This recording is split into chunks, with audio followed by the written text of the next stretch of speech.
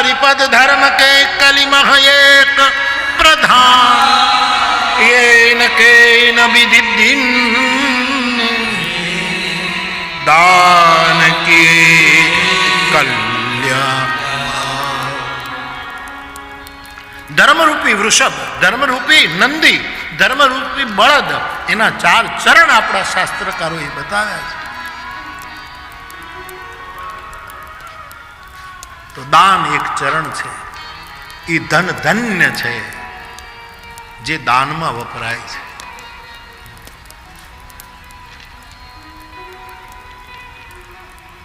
હું તો 10%ની વાતો કર્યા કરું. તમે 10% વાપરો, 100 કમાવો તો 10 રૂપિયા એનું દાન કરો. એ તમારે ક્યાં જ્યાં કરવું એ તમારી રીતે કરો. તમને એમ લાગે કે અહીંયા યોગ્ય છે, 100 કમાણા 10 રૂપિયા આપી દો, બરાબર. પણ ઘણા લોકો તમે એવાય જોયા કે 10% નહીં, આમ 10% જ લગભગ રાખતા હોય છે, 90% આપી દેતા હોય છે. એને ધન્યવાદ આપવા જ જોઈએ. તો ધનની પહેલી ગતિ બાદ દાન.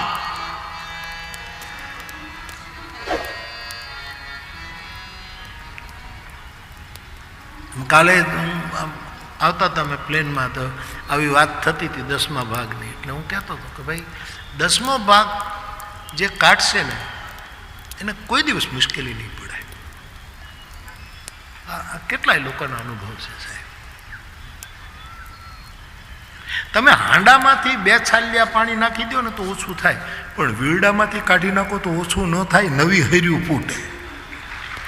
આપણા લક્ષ્મીના ક્ષેત્રો એ હાંડા નથી, ગાગીરું નથી કે એમાં નવું પાણી આવી, એમાં તો આવે જ નહીં. તો તમે 2 ગ્લાસ કાઢી નાખો તો ઘડો ખાલી થઈ જાય. પણ વીરડો જેને ઉલેચ્યો હોય એને તો નવી સરવાણી ફૂટે જ.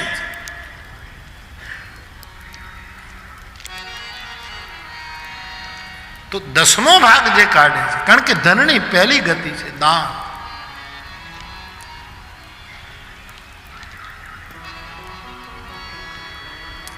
પણ ઘણા લોકો દાનમાં હોશિયારી કરતા હોય છે સાહેબ. એક પેઢીએ એક ભગવાનનું મંદિર બનાવવાનું હતું, કંઈક જીર્ણોદ્ધાર કરવાનો હતો. એટલે ટ્રસ્ટીઓ ગયા અને સાંભળ્યું કે આ શેઠજી બધાને બહુ દાન આપે છે, કોઈને પાછા કાઢતા નથી, અને આપણે 50,000 રૂપિયાની જરૂર છે. શેઠજીને આપવું એ તો રમત વાત છે. એટલે ગયા. શેઠજી પેઢી ઉપર બેઠા હતા. એ જમાનો, એ સમય. કેમ આવ્યા છો વડીલો? આવો આવો, બેસો બેસો. શું લેશો તમે? દાન. દાન લેશો. અમારા મંદિરનો જીર્ણોદ્ધાર કરાવવો છે. આપનું નામ સાંભળ્યું છે, પ્રભુની કૃપા છે, વિચારો પણ તમારા રૂડા છે, તમે બધાને બહુ આપો છો, એટલે 50,000 રૂપિયાની જરૂર છે. તો આપ કંઈ થોડી ઘણી મદદ કરો. એટલે 50,000માં થઈ જશે? હા, વધશે થોડાક. એમ મુનિમજી? શેઠે અવાજ દીધો એટલે એનો મુનિમજી આવ્યો, બેઠો તો. હા, ચેકબુક લાવો. ચેકબુક આપી. ટ્રસ્ટીઓ તો આમ હજળ થઈ ગયા કે આવો દાતા આપણે જોયો નથી, બીજું કાંઈ પૂછ્યું નહીં કે તમારું ટ્રસ્ટ શું છે, મંદિર કોનું છે, ક્યાં છે, કાંઈ પૂછ્યું નહીં, અને સીધા ચેકબુક માંગી.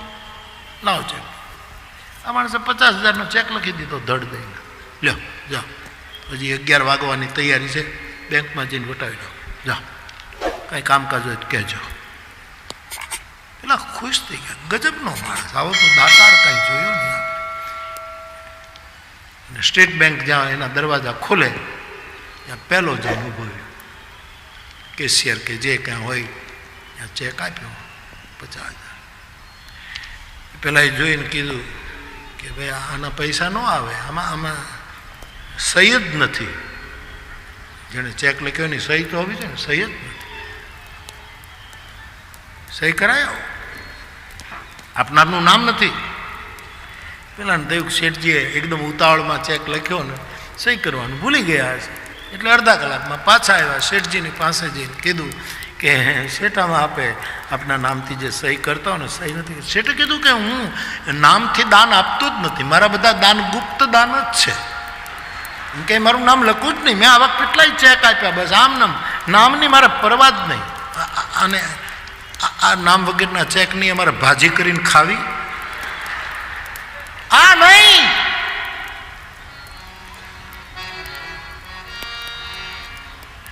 એ ધનને ધન્ય છે જેની પહેલી ગતિ એટલે કે દાન. ધનની બીજી ગતિ બાપ ભોગ, એ બીજા નંબરની. ઠીક છે, માણસ પૈસા પરમાત્માએ આપ્યા તો છોકરાઓ આનંદ કરે, મોજ કરે, અતિશય ભોગ નહીં. ભોગ નહીતર ધન ભોગમાં જાય, એની બીજી ગતિ છે. શાસ્ત્રોમાં ધનની ત્રીજી ગતિનું નામ આપ્યું છે નાશ. ધન પણ નાશ પામે અને ધનવાનને પણ એનો પણ નાશ કરે. એમાં પહેલી ગતિ દાન છે. જે માણસ દાન કરશે, તો ત્યારે કળિયુગમાં છૂટ આપી છે તુલસીદાસજીએ કે તમે નામથી દાન આપો તોય વાંધો નહીં, તમે તકતી લગાડો, સંસ્થાને નામ આપો, કોઈ પણ રીતે આપો. કળિયુગમાં દાનનું મહત્વ છે.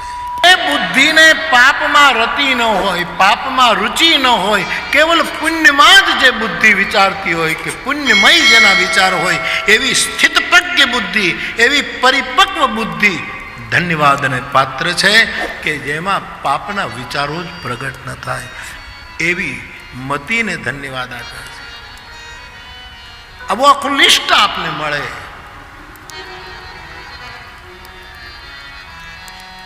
બાપ અંગદ, હું આપને એમ કહેતો હતો કે કોઈને ધન્યવાદ આપીએ ત્યારે ડાયો માણસ બહુ વિચારપૂર્વક કરે, સમજીને આપે.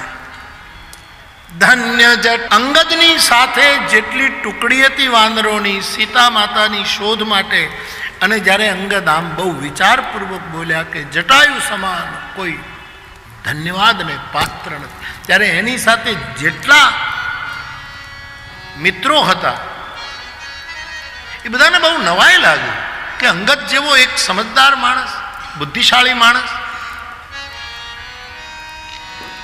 પરમ ચતુર માણસ, રામજી એને કહ્યું છે તું પરમ ચતુર છે, એ માણસ આ જટાયુને કેમ ધન્યવાદ આપે? આનું ખાનદાન કંઈ બહુ સારું નથી, કારણ કે એનો સગો મોટો ભાઈ આપણે ભક્તિ શોધવા નીકળ્યા અને આપણને ખાઈ જવાની વાત કરે, આપણને મારી નાખો. આ ખાનદાન એને ધન્યવાદ કેમ આપે છે? અને વાત એ સાચી, ગીધનું ખાનદાન કઈ એટલું બધું ઊંચું ન ગણાય. તુલસીદાસજી લખે છે, સાધુ તો આમ દો ટૂંક વાતો કરે. હા,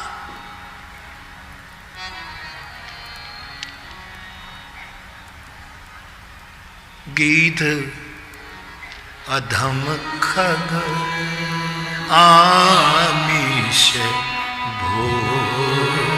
ત્રણ વસ્તુ આ જટાયુને કેમ ધન્યવાદ અપાય?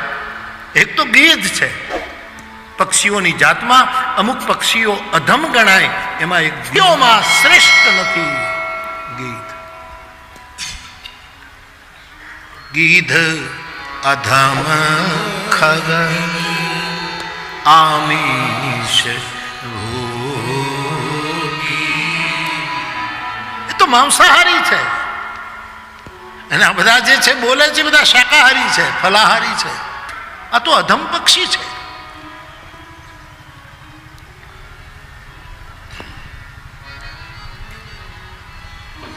અને કેમ ધન્યવાદ આપે? જામવંતની સામે બધાએ જોયું કે મહારાજ આપણી ટુકડીનો નાયક ખોટી જગ્યાએ ધન્યવાદ શબ્દનો પ્રયોગ કરે છે. એ નાયક છે, નાયકે બોલતા પહેલા વિચારવું જોઈએ, અને એ બોલાવાનો વિચાર છોડી દે અથવા તો વિવેકપૂર્વક ન બોલે તો માર્ગદર્શક તરીકે, વડીલ તરીકે ઉમ્ર અને બુદ્ધિમાં આપ શ્રેષ્ઠ છો, આપે એને કહેવું જોઈએ. એટલે જટાયુએ જામવંતજીએ કહ્યું કે તમારી વાત સાચી છે, પણ હું આમાં ભૂલ કાઢી શકું એમ નથી. આ અધમ પક્ષી, એનો ખોરાક બરાબર નહીં, એ નીચે દૃષ્ટિ રાખનારો માણસ, છતાંય એને રામે જો પોતાનું પદ આપ્યું હોય તો પછી એને ધન્યવાદનો પાત્ર ગણવો જોઈએ. ગતિ દિન હી જો જાચત જોગી. યોગીઓ ગતિની માંગણી કરે એવી ગતિ આને પ્રાપ્ત થઈ છે. બાપ જેણે સીતા માટે, સીતા એટલે શાંતિ, ફરી એક વખત સીતા એટલે શક્તિ, રાષ્ટ્રની શક્તિ, સીતા એટલે રાષ્ટ્રની શાંતિ, સીતા એટલે રાષ્ટ્રની ઉર્જા, સીતા એટલે રાષ્ટ્ર ભક્તિ, એને બચાવવા માટે જેણે કુરબાની આપી હોય પછી કદાચ એનો ખોરાક એવો હોય તો એ ખોરાક સામે ન જવાય, એની જાતિ ગમે તે હોય તો એની સામે ન જોવાય, એ વ્યક્તિ એવો શહીદ ધન્યવાદને પાત્ર છે. લશ્કરમાં હોય બધા શાકાહારી હોય છે, ફલાહારી જ હોય છે, એના ખોરાક નથી જોવાતા, એનું જે ભોજન હોય એનો જે ખોરાક હોય જે ખાતો હોય એ લેતા હોય છે. અને આપણે તો વર્ણાશ્રમ તો હવે સાવ પૂરું થઈ ગયું, પણ એને સમાજ જેને આજ સુધી ઉચ્ચ વર્ણમાં ગણે એટલે લશ્કરમાં બધા ઉચ્ચ વર્ણ જ હોય છે. ઉચ્ચ વર્ણ તો લગભગ કોઈ ન હોય.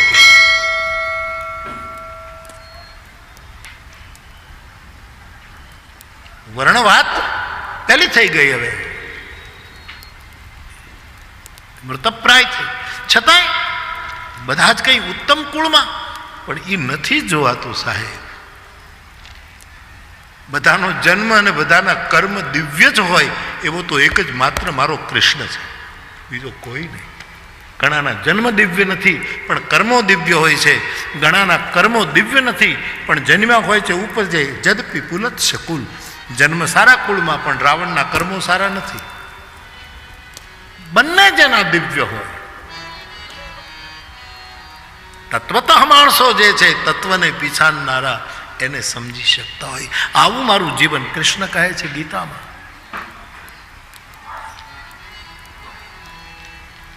આપણા લોક સાહિત્યમાં એક દોહો છે, અંતર જેના ઉજળા એની જાતિઓ ન જોવાય. એના અંતઃકરણ ઉજળા હોય એની જાત ન જોવાય કે કયો વર્ણ ને કઈ જાત ને કઈ નાત ને.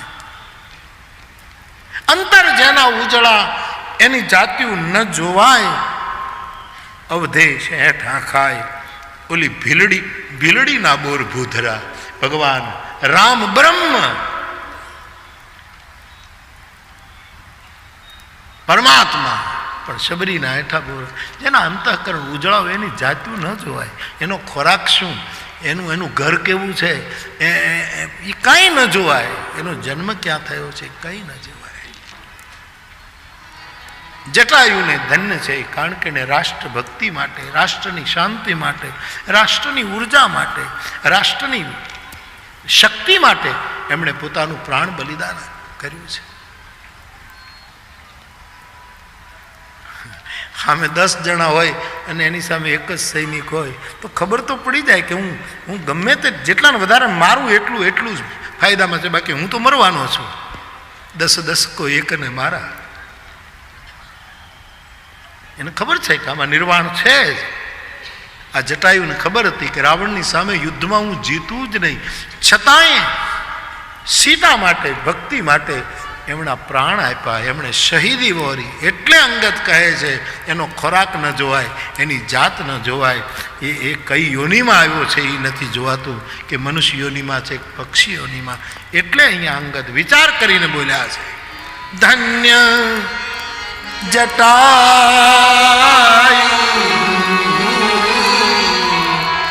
સમ કો.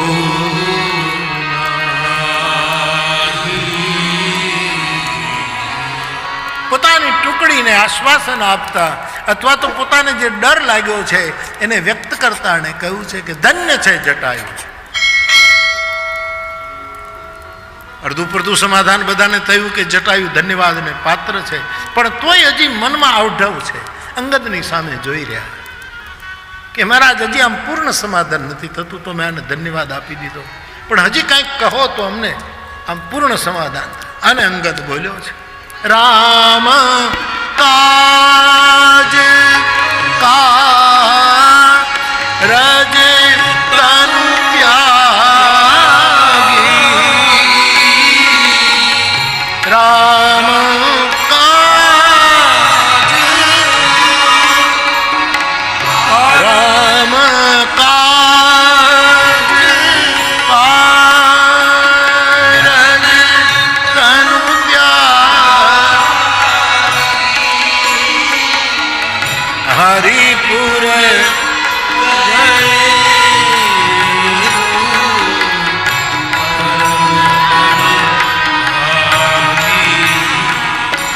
સીધો અર્થ થાય સાહેબ હરામના કાર્યમાં જેણે બલિદાન આપ્યું હોય એને ધન્યવાદ ન અપાય, જેણે રામના કાર્યમાં બલિદાન આપ્યું હોય એને ધન્યવાદ.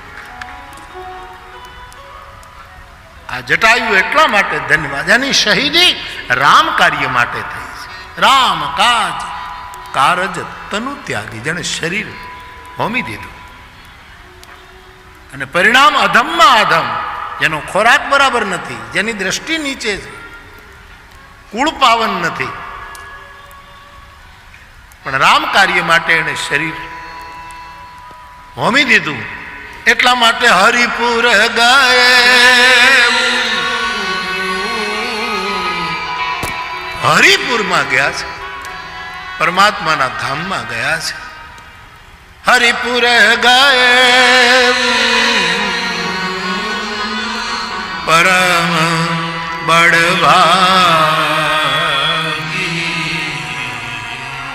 એવી શહીદી આપી જટાયુએ કે પરમાત્માના ધામમાં ગયા છે અને એ પરમ બળભાગી છે. તુલસીદાસજીએ રામચરિત માનસમાં કોઈ કોઈને બળભાગી કહ્યા, કોઈને વળી અતિશય બળભાગી કહ્યા, પણ જટાયુને પરમ બળભાગી કહ્યા. આપણે કોઈને કહીએ ને કે આ ભાઈ અમને પ્રિય છે, બરાબર છે, પણ વળી કોઈ કેમ કહે કે નહીં આ ભાઈ અમને અતિશય પ્રિય છે, પણ કોઈ એમ કહે કે આ અમને પરમ પ્રિય છે. પરમ શબ્દ છેલ્લો છે સાહેબ. જીવાત્માન, મૃતાત્માન, આત્માન, અનાત્માન, આવી બધી કઠિન કથાઓ બહુ કહેવાય, પણ એ બધામાં પરમ કોણ? તો પરમાત્મા. પરમ શબ્દ આવે એ કોઈ પ્રેમ જે ધરાતલ ઉપર સામાન્ય સ્તરનો પ્રેમ, એ ઘણા અતિશય પ્રેમ હોય, પણ આખરી જે પ્રેમ છે તેને પરમ પ્રેમ પૂરન દો, ત્યાં પરમ ના. આપણે જતા હોય પાણીનું પરબ આવે ને થોડાક થાકીએ એટલે બેસી જઈએ, પાણી પીએ, આપણને વિશ્રામ થાય. પણ એવા સમયે કોઈની વાડીએ ગયા, સામેથી કીધું હવે આવ્યા જ છો તો રોટલા ખાઓ, ખાટલા ઉપર લાંબુ ડીલ કરો, ત્યાં અડધા કલાકમાં દાળ રોટલો કરી નાખીએ, અને એમ કરે ત્યારે આપણને ત્યાં અતિશય વિશ્રામ થાય. ખાલી પરબે પાણી પી પાછા હાલતા થઈએ વિશ્રામ, પણ કોઈ રોટલા ખવડાય પરમ અતિશય વિશ્રામ. પણ તુલસી કહે વિશ્રામ, અતિશય વિશ્રામ એના કરતા પાયો પરમ વિશ્રામ રામ સમાન પ્રભુ નાહી. પરમ પ્રેમ સ્વરૂપ આ ભક્તિની વ્યાખ્યા જ આપણા ભક્તિ સૂત્રકારો. ભક્તિ એટલે શું? જે પરમ પ્રેમ સ્વરૂપ છે એ ભક્તિ છે. સાધુ એટલે સાધુ, એમાં પછી કાંઈ કહેવાનું નહીં, સાધુ. પણ ઘણામાં અતિશય સાધુતા હોય, આપણને એમ થાય કાંઈ ખૂટે નહીં.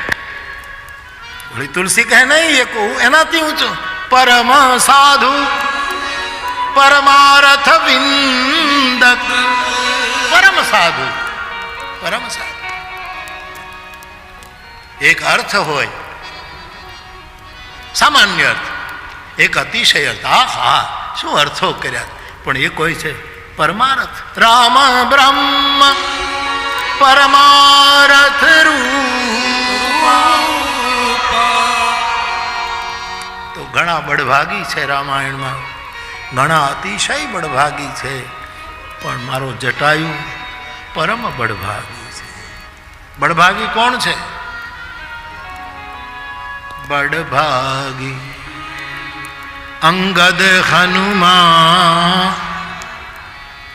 બળભાગી અંગદ હનુમાન.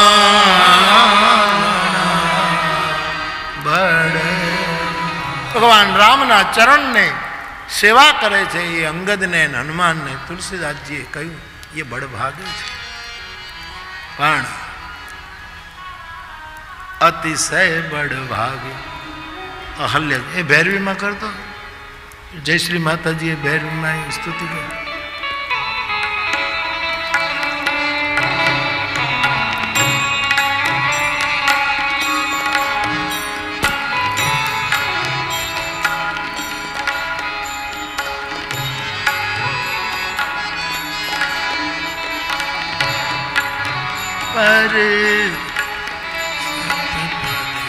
અતિશય બળભાગી. અહલ્યાજીને તુલસી, અંગદ હનુમાનને એ બળભાગી કહે, પણ અહલ્યાજીને અતિશય બળભાગી. ધન્ય છે જટાયુની શહીદીને.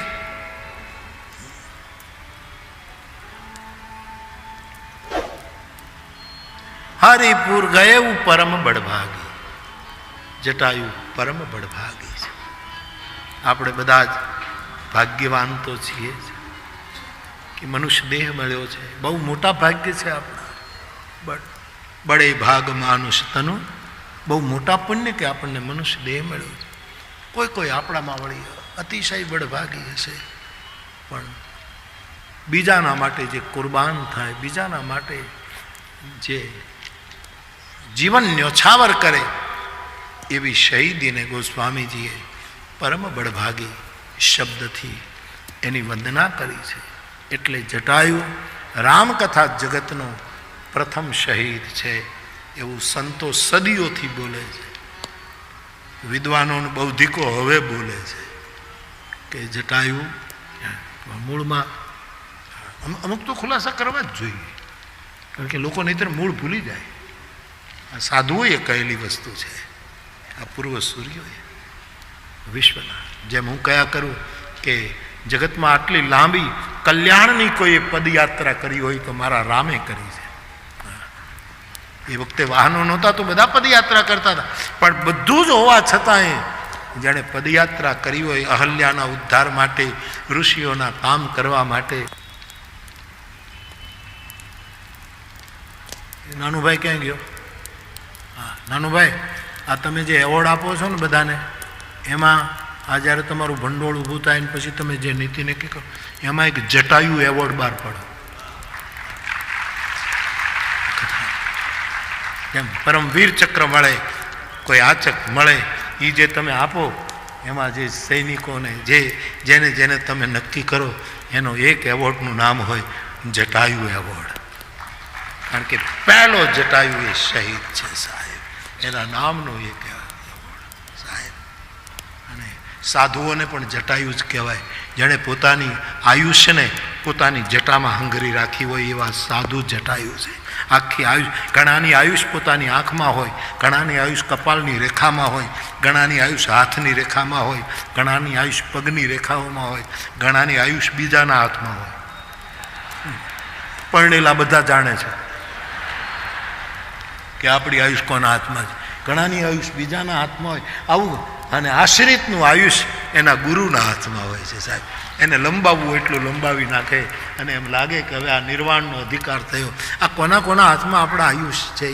પણ જટાયુ એક એવો છે જેનું નામ અદ્ભુત છે. એ મોટો યોગી યોગી યોગી યોગી જ છે ને. જટાયુ યોગી છે, ભલે આમિષ ભોગી હોય. આ પ્રાસ નથી કેવલ, બે વસ્તુને પ્રતિપાદન ગીત અધમ ખગ આમિષ ભોગી. પછી સામે જોગી આવવું જોઈએ. કવિતાનો પ્રાસ તો છે જ, પણ વસ્તુને બરાબર પ્રતિપાદન કરવી છે. ગતિ દિનની જો જાત યોગીઓને માંગવી પડે. આ એવો યોગી રામે ગતિ આપી દીધી યોગીની. એટલે આવો યોગી છે માણસ. એટલે એક એવોર્ડ આ તમારા ટ્રસ્ટ તરફથી હોવો જોઈએ જેનું નામ હોય જટાયુ એવોર્ડ. અને જ્યારે નક્કી કરો ત્યારે ખાલી એ રાખવો હોય તો એ તો તમે, હું તો કાંઈ કહું, હું તો કેટલું બોલ્યા કરીશ, તમે કેટલું પાળશો યાર. 30મી જાન્યુઆરી યાદ રાખજો. આખો દેશ એક એક રૂપિયો આપે સાહેબ, બાકી બધું. પણ જટાયુ એવોર્ડ મને ખબર નથી દેશમાં છે કે નહીં, કે હશે કદાચ, આપણને ખબર નથી. આ આર્મીમાં છે એવું કોઈ પદ જટાયુના નામનું કોઈ પદ? વડીલો ખબર નહીં, ખબર નહીં ક્યાં છે જટાયુ એવોર્ડ જગતમાં એવું એક એવોર્ડ. તો ધન્ય જટાયુ સમકો. એ એવોર્ડમાં શું લખવું એ તલકા જડાને પૂછજો. આ ચોપાઈઓ લખી દઈશું એમાં. ધન્ય જટાયુ